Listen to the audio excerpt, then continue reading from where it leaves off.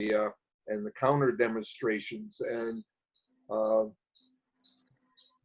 the attempts to try to make clear what a number of segments of our society have known about for a long time, and that is that there is not equal justice under the law. And one of the things I thought we could start talking about was, what are some of the things that we can do to improve? I don't think I personally, Robert Creek personally, does not think we were going to solve any problem 100% and never have to deal with it again. But we can start working in a direction so that things will get better. I grew up in Tennessee. This was while Jim Crow still existed. I was a young adult in the 60s. And I can tell you that things are better now for everybody than they were back in those times. But that doesn't mean just because it's better than then that we can't continue to improve it. So that's kind of at least our opening topic for tonight. We were talking a little bit before we came on, and Paul Vina had a couple of suggestions about some of the things that he thought were doable and would make a appreciable difference. Paul? Yes. Big picture, I think the first thing we should do, oh, by the way, hi, Omanon. I see you just logged in. The very first thing is we should all vote. Make sure that everyone votes. And the next thing is proactively, we should be writing letters to our senator, federal senator, our own U.S. rep, our state senator, and our state rep, and with our suggestions. If you have no suggestions, then maybe you don't do any writing, but everyone seems to have suggestions of things. They don't have to have the same ideas, maybe diametrically opposite, but it's still, they like to hear from us. The next big picture I see is we need some kind of police reform. We cannot tolerate police officers killing people on routine arrests. Even, some of them are just simply routine investigations. We keep seeing them on television now. Every time there's there's somebody that's died, and it's called Black Lives Matter. They're dying at the hands of police officers, and they're not, whatever they were doing is not justifiable to be a capital crime, that requires them, if found guilty, to be put to death. As a matter of fact, we don't even have the death penalty in Massachusetts, and a lot of states do, but that's beside the point. I was talking a little bit earlier with Bob, and I was saying that where an arrest is imminent, the police officer should be duty bound to call a social worker and to make sure that the situation does not get out of hand. There's no guarantee that it won't get out of hand if a social worker arrives, but there's less of a probability that it will happen. It's a person with a different mindset than good and evil. I also have a number of different things about the police, bail, no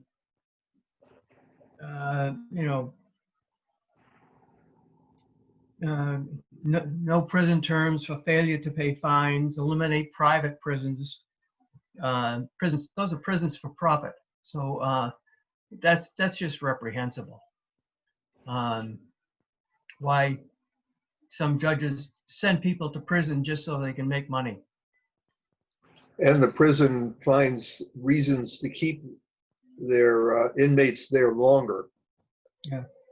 So anyway, those are the main topics I'd like to be able to discuss, and Bob has others.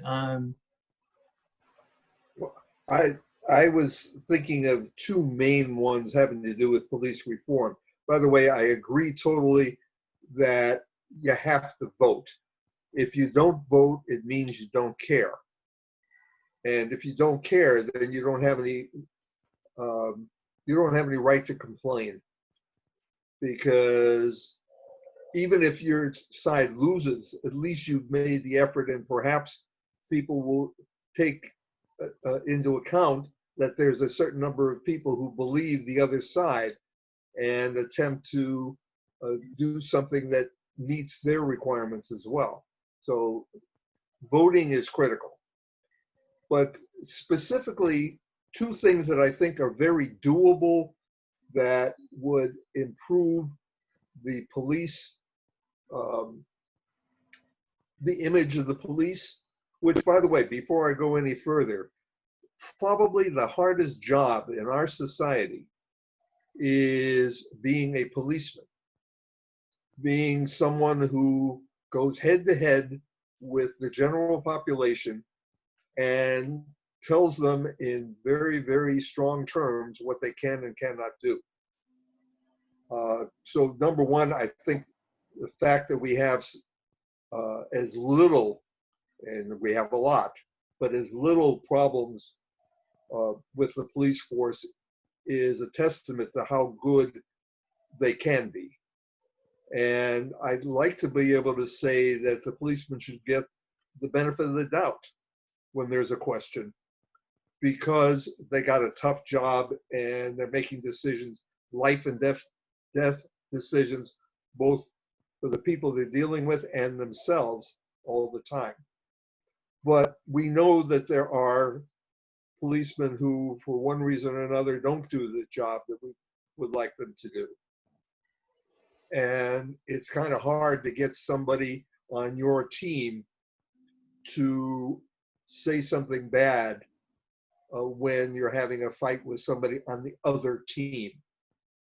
So until we can deal with that particular issue, there are two things I think we can do. One is filing a policeman knowingly filing a false, materially false report is criminal. The Breonna Taylor situation is a perfect example of that.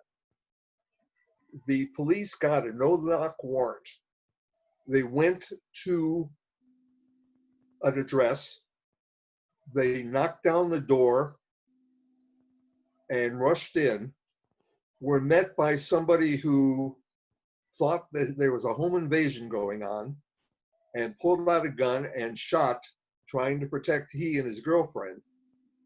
And the police managed to kill the girlfriend, but not the guy who was actually doing the shooting. The report said the police went to the address, knocked on the door, identified themselves as policemen, and then went in. Neighbors said, no, that's not what happened. They went in directly, knocked on the door. There was no identification. How do we know which is which? Well, number one, why would you go to get a warrant, a no-knock warrant, and then knock on the door, say, hey, look, this is the police. We want to come in. We need to talk to you.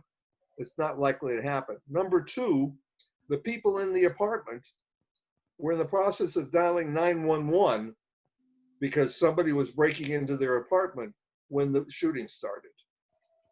Somebody who's been told this is the police is not all that likely to dial 911. So since the 4 cops who did this filed a report that was materially wrong, deliberately materially wrong, that automatically should be a serious issue.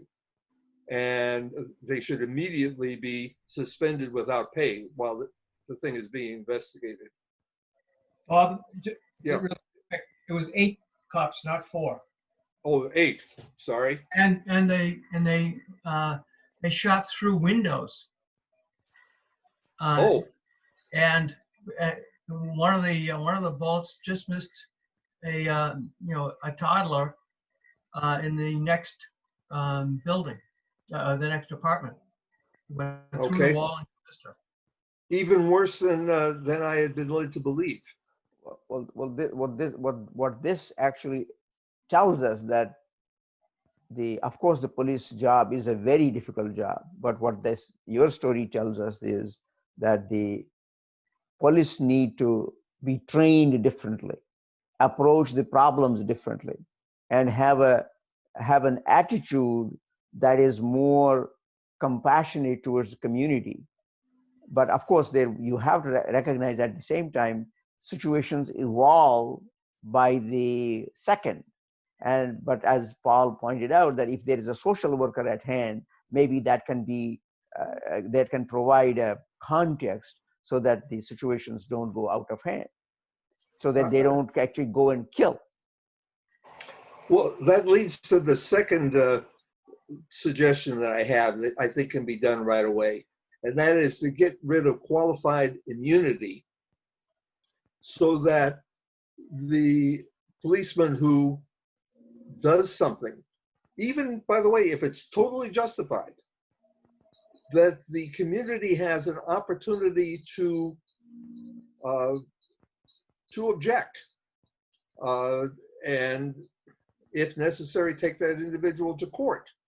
Now, the policeman has a union, and the union can provide legal representation. So it's not like you're making the cop foot the bill every time he does his job to go to court.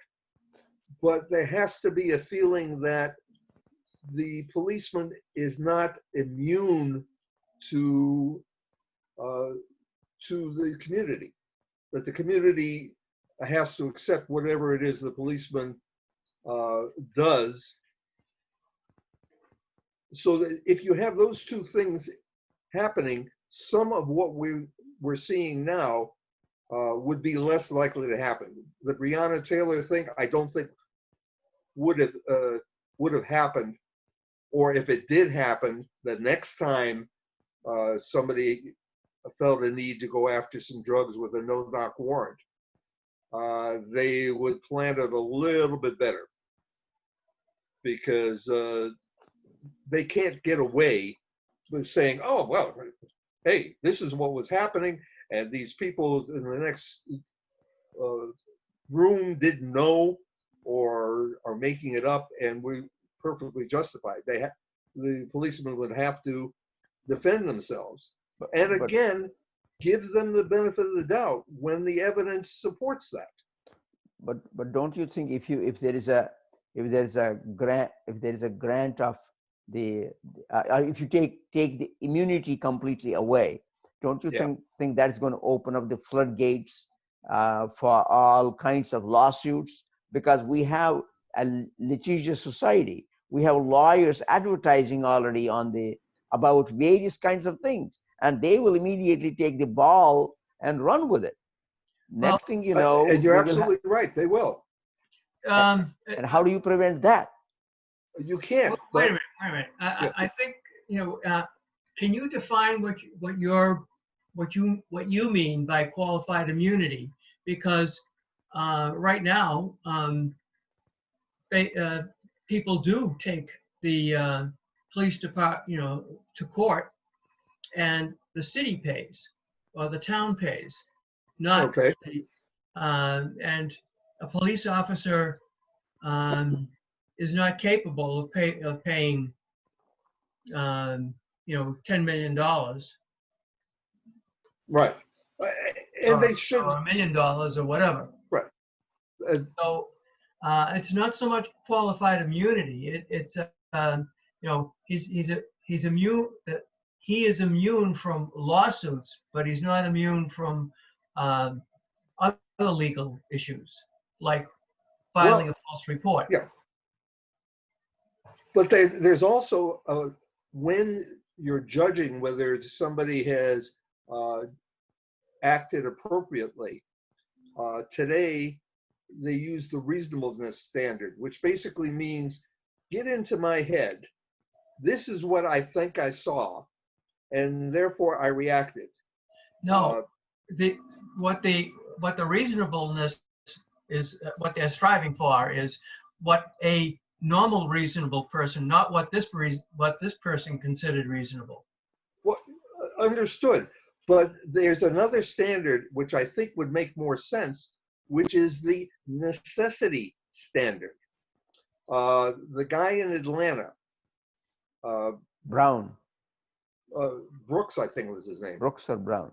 In any case, he got drunk. He fell asleep in Wendy's drive-through.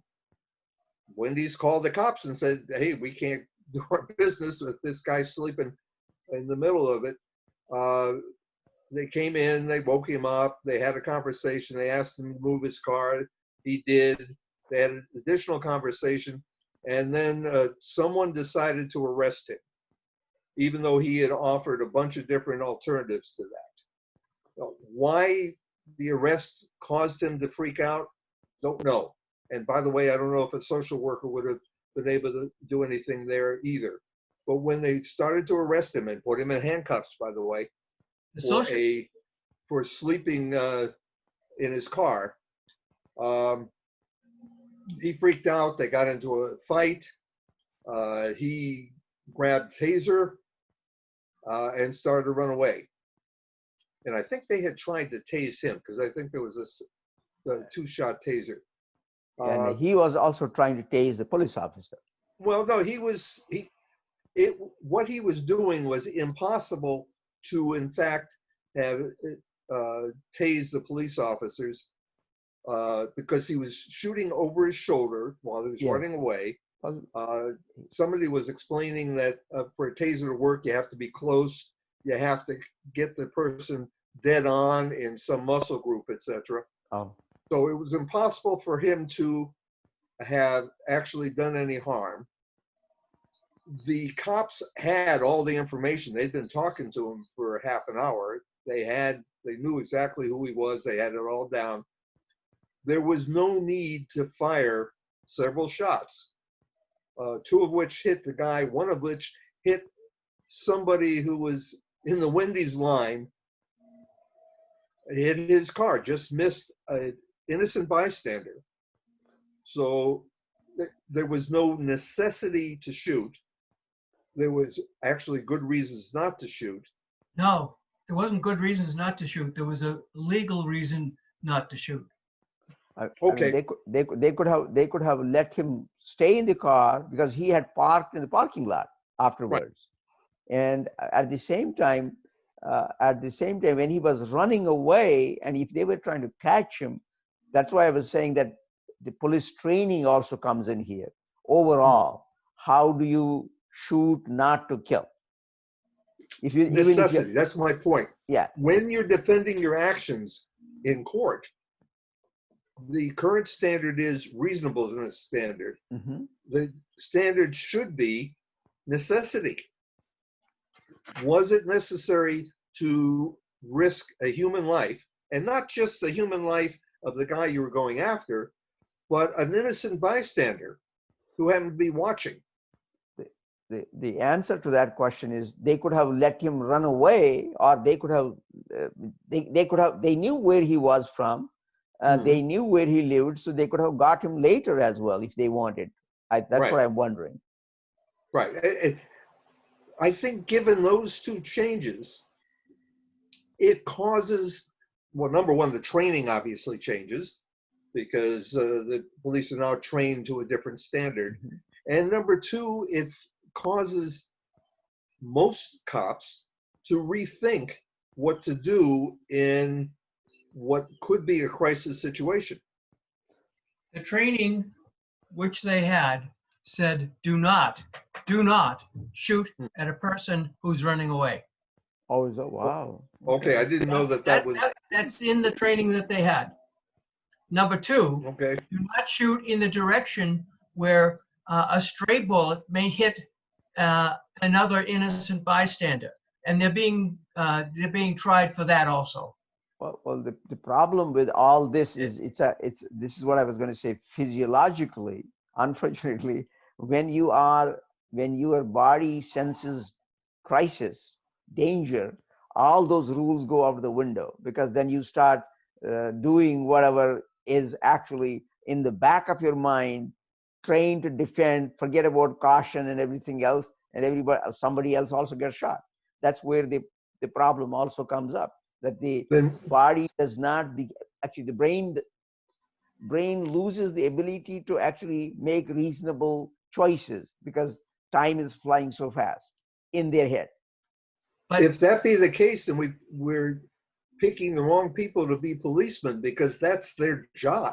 That's why it's the world's hardest job, Yeah, that is because what they have to make the right choices in the most difficult of situations. I mean, that's why I'm saying maybe a retraining of the whole system, plus becoming conscious. Well, there is a lot of history of problems, but at least if you now onwards, if you change the way they get trained, a lot of ways how they approach the community, that means there has to be a lot of interaction between the community and the police, social worker and the police, social worker and the community, and whole package has to be different, I guess. Well, but what can we do to make that happen sooner rather than later? What laws can be passed Well, that Mhm. What I was going to say, I was just waiting for you to say something. But anyway, what I was going to say is, I don't think you can, if you change the laws, but you did not change the training, the way they go through the training, and make sure that the training is done differently. But by just changing the laws, things will still be the same. Because then what I'm saying is there community representation in a police academy? I don't know that. yeah. Well, what you're saying is the training has to be better, and these guys were trained not to shoot at a person who's running away. This guy shot because the victim stole his taser, and he was pissed. Mm-hmm. Yes, exactly. and we know that's And true, and after he shot him, he stood on top of him. and kicked him and said, "I got him." I got him. Yeah. So Yeah. training isn't going to help. Yeah, Yeah. that's exactly. That's why I say you need somebody else. That's somebody that's trained in social work. Yes, that would be good. But what I was saying is that you cannot change the mindset overnight, because it's a long history. For that to really become ingrained, the new thinking, it will take time. But that means it has to be aggressive training. There have to be people on the police academy from the community. There have to be social workers trained to deal with the police force, and the police force more amenable to community input. So all that, it is going to take a lot of work. Yep. And I still say this, and I agree with Bob. Police work is not easy job. I mean, it is the most difficult job in the world, because you leave in the morning. Given the way we have gun culture here, you don't know whether you will come back in the evening. I mean, that's the other piece to that. How do you change the gun culture? So I don't know. Both. But there are two forms of the gun culture. One form is, I enjoy the competition of shooting. I enjoy hunting, et cetera, et cetera. And the other gun culture is, I have a gun, so you better respect me. Mhm. And I will do what I want because I have a gun. And we've got to separate the two groups, because right now the guy who just enjoys hunting or going out and shooting skeet finds himself supporting the guy who wants to be prepared for when the U.S. Army comes in the next revolution. Yeah, I mean, that's what I'm afraid, that a police officer on 495 has stopped a motorist, and the motorist, whether he has a gun or she has a gun or not, let us say the person has a gun. How do you identify whether this is the guy who is a member of the sovereign nation or a member of the party? They will immediately get their gun out and start shooting. So, or it's a kind of a peace-loving person who uses the gun as a pastime. So I don't know at the roadside how is the police officer going to make those decisions. There, I think the training tends to work because there seems to be a standard way that they approach it. They stop the person that they're chasing. They call in to find out what they can about the car and perhaps who's likely to be driving it. So they have some vague idea when they approach the car what they're dealing with. They come in a way that would be difficult for the driver um, to shoot them without revealing himself. I think their training does make a difference. Now, do cops get shot? Yeah, unfortunately they do. I mean, they get run over. There was a report maybe yesterday or day before, one of the cops or somebody who was dragged along by a truck. I forgot where it was, but those are instances that also need to be taken care of. That's why where community policing is important. Community instincts are important, and the training to not to kill, all that. Right. And again, there's no, if we train the police better at how to deal with a traffic stop, there's no guarantee that the person they're stopping also has been given sufficient training that they don't try to do something stupid and dangerous. Yes. There are no magic bullets here. Mm-hmm. To apologize for the term, but we can hopefully improve things a little bit. And the idea of having making sure that people do a legitimate report means that if I'm confident that what they're telling us is true, then I'm more willing to give them the benefit of the doubt where there is no evidence or there's conflicting evidence. And I think that's the way it should be. A fireman is given the benefit of the doubt when they're trying to describe what happens in a particular situation, because we tend to trust them.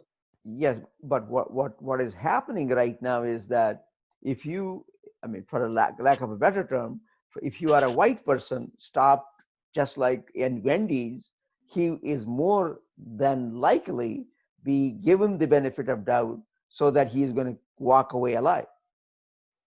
That's what people are complaining about, that a black person is more than likely to be frisked and go through the process the way this guy in Atlanta went through.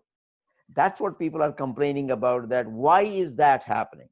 And now how do you change that? That's what I'm wondering. That's not going to happen overnight. That's going to take time. Right. I agree with that. And it's a two-edged sword. The African American or brown, black communities have to believe that they are that they aren't going to be subject to capricious justice. So that the guy, and I don't remember where it was, but it was within the last couple of weeks, guy was driving along. There's some cops at a traffic stop on the side of the road.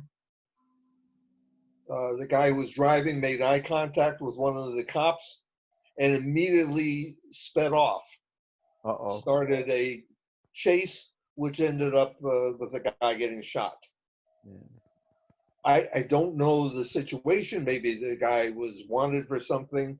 There may have been something going on, or maybe he was just scared that if the cops went after him, he'd end up dead, which is exactly what happened, and he made the situation worse.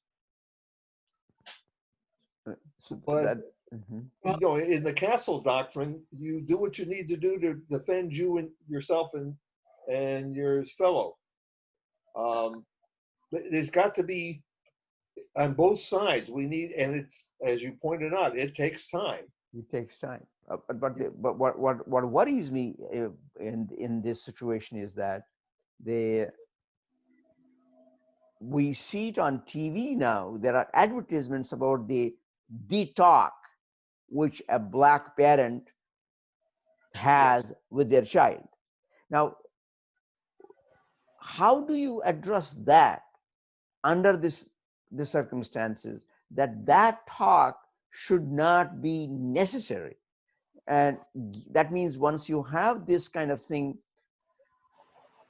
being shown on TV, that means it is so obvious to the Black community that they do this routinely. And that actually, on the one hand, it's a good educational thing they are doing, but at the same time, this also perpetuates what Bob, you were pointing out, that it is a two-way street. Is that being perpetuated by showing that there has to be a talk? And again, only time can deal with that. If I were a parent of a Black child, I would definitely have that talk. And I wouldn't know at this point how to do that, but I would learn because we're talking about my child's life. Mm-hmm. There's another thing, again, it takes time, but there's another thing that if we made a point of making sure that everybody saw and understood, might make a difference. And that is, there is no individual on this panel, watching the show, etc., who the group or groups that they belong to has not at some time and or some place been treated the way Blacks are in America. Mm-hmm. And one attitude is, well, I survived it, so everybody else has got to survive it. Kind of the old fraternity thing. Hazing is good because I survived. The other possibility is to know when I was going through it, it sucked. It wasn't fair. It didn't accomplish anything. It was bad. And so I won't do it to the next guy. I obviously prefer the latter. But that might have a longer lasting effect than almost anything else we do. Yeah. I was just thinking about the hazing I went through when I was pledging the fraternity, you know, but that's neither here nor there. I went through the same thing and I thought it was stupid. As a matter of fact, I remember at Syracuse when I first got there, they had freshman hazing. So the sophomores used to go and give the freshmen all kinds of crap. A long story that I'll tell another time about how I and a few others dealt with that. But again, it didn't accomplish anything. And I know the Army does something very similar. When you go through boot camp, that's essentially what they're doing. They're trying to make you a member of the team because you're going through now what they went through before. And maybe it's more necessary in the Army, but in the rest of the world, as sure as hell it's not. Yeah. At least I don't believe it is. I mean, they had hazing in India, same way. Freshmen would be hazed, would be subjected to torture by the people who were already there. Mm-hmm. And they would question them, and then they would do all kinds of things. But some time ago, actually a few years ago, there were a couple of people who died because they subjected them some water torture or something. And there was a new movement in India born to stop the hazing, but I don't know whether it has succeeded or not. But again, laws were passed, and there has been an India-wide campaign to stop that. And people have been prosecuted, but still, I would imagine it has not died down. And this same way here, you have, I don't know if you, there are YouTube videos about boot camps, how the Army recruits are subjected to all kinds of stuff, and they stand up and do salute, and they are told to sit down and eat. They sit down and eat and take out the dishes, all kinds of things. But they are trying to mold them in their type. Well, which is kind of different. Which is kind of different. They're trying to take the individual out and make them part of the group. Yes, I think that's kind of different. That's basically it. Because not only they're making them a part of the group, but they also are, I think they tend to make them leave their individuality at home, and as you pointed out, make them part of the new group, so that they become bonded together in that, whatever that group is. Yeah. The other thing is they want them to follow orders from a superior and not question. I have a couple of other things that I'd like to talk about, and that is this, I guess, cash bail and fines. And we don't seem to suffer from it in Massachusetts, I don't think, but a lot of the towns in the south, maybe I'm showing my own prejudice. They levy fines, and when people can't pay, they send them to prison. You should never have to go to prison for the failure to pay a fine, because you don't have the money to pay the fine. Another thing is eliminate private prisons. Some judges are getting kickbacks for sending people to private prisons, and the managers of these private prisons are making lots of money, and the private prisons don't have the same officer training. The prison guards don't have the same training as the training that's required by the state, the federal. And so I think we need some sentence reform at the federal level, and elimination of private prisons at not just federal private prisons, but eliminate private prisons.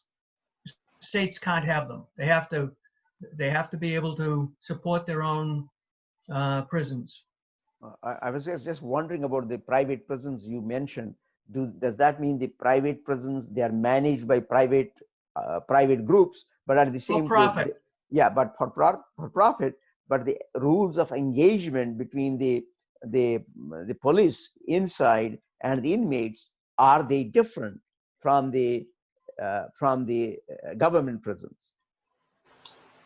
Well, in one respect, but they're not state employees. Oh, I see. Okay. They can do whatever they like. Yeah. In addition, you have the incentive to keep people in jail longer, because as long as the bed is full, you're making a lot of money. And you might even be able to get these guys to go out and do work for which you're paid significant money, but they're paid next to nothing. So there's an incentive for the private prison to do things that cause the person's sentence to be extended. So I conceptually, a private prison has a problem, and in operation, it demonstrably has a problem. People who are sentenced to private prison tend to stay inside that much longer than they would in a state prison. Two, I'm not sure I totally agree with the idea of bail and fines. If somebody, if you don't have bail, then you go to jail because they want to make sure you'll show up for your trial. If bail is on somebody's own reconnaissance and there's no feeling that they're likely to show, then what's the incentive for them to show up? So it's almost like a get out of jail free card. I mean, At the same time, poor people. But now it's a violation of law, and you can get sent to prison for violating it. I mean, should there be, is there a minimum amount for which they can go to jail, or is it just any amount they owe to the state, they will be handcuffed and hauled away? Well, it has much more to do with money owed to the towns. Towns Okay. use it for money raising. So that means if you owe taxes, they will make you. No, not taxes. Uh-huh. If you get a parking ticket and Oh, I see. and you can't pay for the parking ticket, you get sent to prison. You get prison or jail? I think it's jail. Well, right. But what jail are you going to get sent to? If the town Local jail, I would imagine. Right, the local jail has room for 3 people, and they need 25. So it's not Walpole. No, it's not Walpole. It's maybe and it's typically a private prison. Wow. I mean, those laws should be changed. Just because you could not pay the parking ticket, it is something has to be done to make sure the guy pays. But by sending the guy to jail, the guy is never going to be able to pay. Well, so what is the middle ground? I don't know, actually. I mean, how do you? Well, there's another problem. Well, Massachusetts doesn't do it. Does not do it. No. It's only, it's some towns have that as a money making process. Parking tickets, speeding tickets. Well, Ferguson, Missouri, was a town like that. Wow. That's what came out after the protests and riots. It turned out that a good percentage of the town's revenue came from traffic stops, etc., of the Black community. As a matter of fact, I had a personal experience. I was driving from Las Vegas to Phoenix and coming down a very tall, I call it a mountain hill, whatever, where there was, I think the speed limit was 70 or 75. And then there was a sign saying, speed zone ahead, you have to get down to 30. And I slowed down. I didn't slow down fast enough because when I got to where the cop was sitting, I was going, I think, 40. Wow. And they gave me a $200 ticket. And I guarantee you that there were a whole lot of those tickets handed out every day. Now, I was in a rental car, so I wasn't from Nevada. I think it was a Nevada place. So I was fair game. But I can imagine what it would be like if there was a sign on my back or a badge on my chest saying, you are a target. You're a legitimate target. So the police or anybody can do whatever they want. I mean, last year I had gone to Texas, and we were actually warned about that. That if you go to Texas, drive, you will find there are these speed traps built so that the out-of-towners can easily be given tickets. And I thought, well, they're just scaring us. So there I went, I went through the same problem. I didn't get a ticket, but I was aware of it. So you would go through a zone where the speed limit was 70 or 75, and then you would find the next limit was 30. So you had to kind of immediately do something so that you don't go into 30 zone with a speed coming off of 75. How do you slow down that fast? And then you will find there were cops stationed. That's what we were told, that they will be sitting and watching. You will get a $250 ticket, not $250. I said, okay. This may have been much earlier. I had a similar situation. I was on a main road during the day, and I think the limit was 75. And I was coming back on that same road in the same place, and I was going 75, and I got stopped by a cop because at night the speed limit was 50. Wow, I didn't know that. Neither did I. Wow. So was there a sign that said that? I don't remember seeing a sign like that, but it's not something you'd be looking for at 12 o'clock at night when you'd been on the road earlier in the day and it was 75. There was no sign that said daytime 75, nighttime 50. That I know for sure. That I would have noted. Yeah, so it was basically an unposted sign. Yeah. Ignorance of the law is no excuse. No, have you heard that one before? Yeah. Well, so we're running a little short on time. If we decided that we were going to do 2 or 3 things, what would be the way to do it? Obviously, one way would be, as Paul said at the beginning, vote. Get somebody in who will be sympathetic to making changes. What else could we do? Is there some way? Burlington had, and I'm hoping they still have, because it's a great program, they had something called Police Academy in January of every year, where citizens would come in and the police officers would in fact explain the job. It was, I think it was a 4 or 5 week program. Oh, I see. That's good. And I thought it was wonderful. I learned a tremendous amount. I got a great deal more sympathy for the police department. It wasn't like it was propaganda, or at least if it was propaganda, it was very well done. Maybe that would be helpful. The 2 sides. One, the police would be able to explain to the community what the job is. And 2, they would be able to hear how the community thought about some of the things that they do. And it may be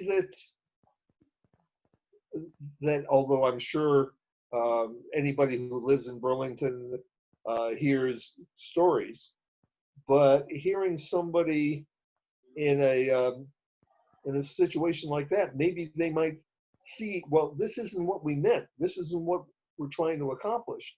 And the person saying, but this is how the community, your neighbors, see this thing.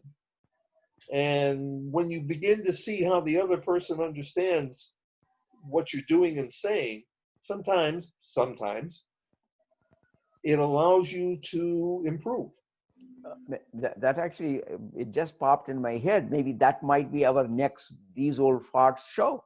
We can have an interactive session with the police officers, so they could talk through a few things and have just like we had with the market basket people.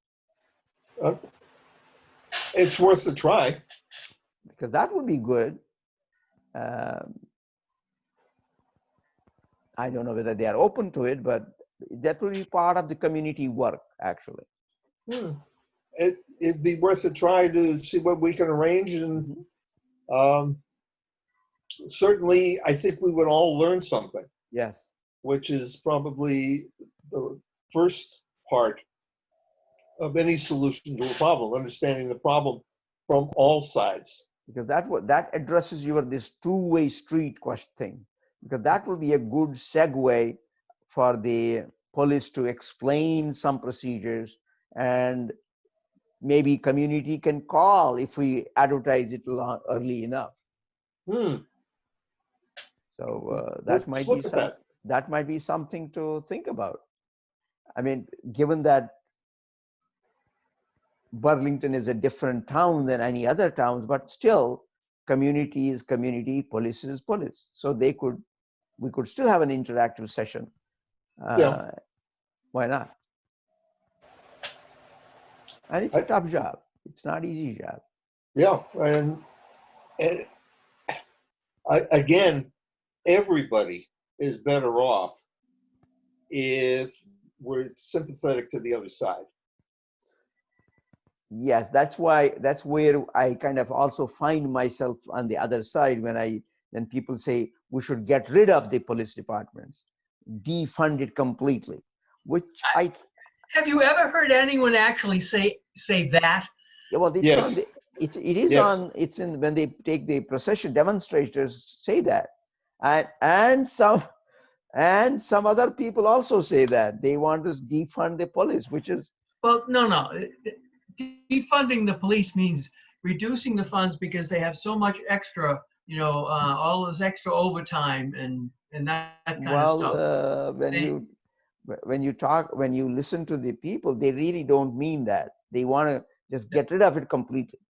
right, I mean, but There are extreme. some. I There don't are think some. everybody No, wants not that, but everybody. there are No. some. Yeah, um, extreme. right. You're likely to get extremes on every issue. You'll defund the police. The government should give every person $1 million. Yes. There's- I like that part. Actually, it's not so much the government should give everybody. It's just they should give it to me, $1 million.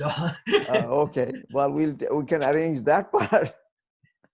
But no, You're a generous person. I'll let you have the million. I want a piece, though. Oh, I'll give you 10. Okay. I'm ahead of the game. Why not? I had a thought and it just went away. Oh, well,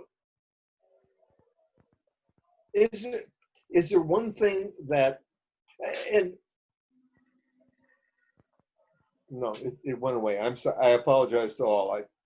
The thought just disappeared. the other thing, actually, it is a good idea to if they can have more social workers interact with police stations, and then you also have newer kind of police training, and make police more community oriented. I mean, this is a long term process, and how do you do that? And but on the other side, I think the Black leaders also have to go into their community and make sure that they lessen, they decrease the fear factor that the police are the bad people. And that's only the Black leadership can do that. A white person going into a Black community is never going to be able to do that, as far as I can see. Well, I just realized what it was I was trying to say earlier in talking about defund as in eliminate the police. Mm-hmm. The groups that would be happiest about it would be in the North End, the Mafia, in Roxbury, the Crips and the Bloods. All the attitude really is that the community is not policing itself, but a different group is policing them.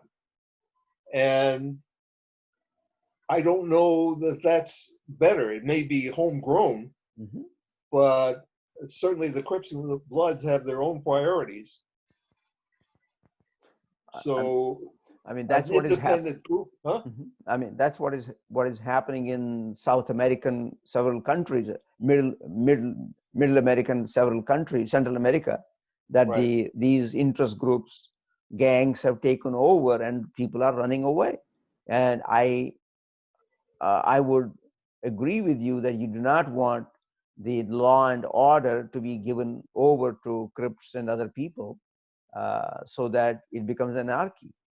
And they will basically drain the community of all the money they got, all the resources. You can look at the Middle East, the Hezbollah and Hamas, etc., have become the local government, and they drag the community into wars because that's Hezbollah and Hamas's priorities, and everybody else has got to go along because they're there, and they get dragged into things that they probably would prefer not to be in. So the idea of having an independent law enforcement is probably a good one, as long as the independent law enforcement's priorities meet the priorities of the community that they're policing. Yeah. Well, 3 minutes, guys. what you just said is a group dragging somebody into wars that they don't want. Right. We've been at war for 20 years, last 20 years. You know? Yeah. There was some logic at one time, but again, nothing's perfect. I can give you we all know an individual who will tell you how to solve all the world's problems. It just requires that human nature be changed immediately. And it hasn't worked in the past 100,000 years, and probably not going to work in the next 100,000, although we're making progress. And at the same time, you also have to recognize the same person. I guess you're talking about somebody we know that who is up there. Once you have a person's nature set up, they cannot change. They are the way they are.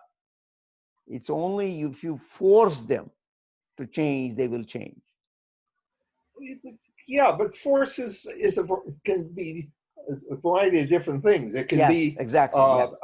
Here's a gun, do this or I shoot you, or you think that this is important, but this other thing is more important, and I can show you how to get to the more important thing without doing the bad thing before that.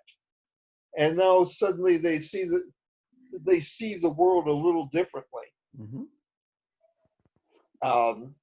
I personally prefer this latter approach. I don't think the pointing the gun at somebody's head is a permanent solution, because then that person with the gun has got to be there all the time. Yes. And you can eliminate that guy, but then there will be other 100 people with the same idea. They can come and take the gun away. Right. So then you have really created a situation which will perpetuate. 30 seconds, guys. 30 seconds. Okay. Okay. So well, have we it solved was a very interesting conversation. I hope the one or two people who are watching us have an opportunity to think about it. And if you have some ideas that you'd like to present, you can contact us through BCAT. I'm sure if you call in and say and tell BCAT you got an idea for the old farts, one of us would be glad to get back to you and continue the conversation.